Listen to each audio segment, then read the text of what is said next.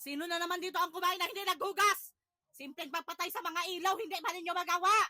Nilalangaw na naman ang mga plato dito. Anong oras na lang ang mga tao dito nakahilata pa? Mabubulok na lang yung mga binabad na damit sa kuwita, hindi pa malabhan. Tama yan. Ngayon lang kayo babangon kapag makaluto na tayo ng ulam.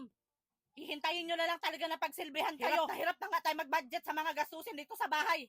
Ang mga kasama mo magpabigat pa sa'yo. Ang mga dumi sa mga pets sa labas. Ako pa ang magliligpit, paalaga-alaga kayo sa mga pets tapos hindi kayo marunong mag-asikaso. Ang mga lagayan dito sa tubig, nilulumot na. Saka lang kayo makaisip maglagay ng tubig sa rep kapag ka mauuhaw na kayo. Maghahanap ng malamig. Sige, wag pa kayo magsipagbangon dyan. Sisilaban ko talaga kayo. Wag nyo talaga ako subukan ngayong araw na ito. Lunes na Lunes talaga gagawan tayo ng kasalanan sa mga tao dito. Imbis na hindi tayo gusto magsermon pag Lunes, kay magtuloy-tuloy na naman buong linggo ang sermon natin. Sa bagay, hindi man kayo maapektuhan kapag magsermon tayo. Baliwala man lang sa inyo.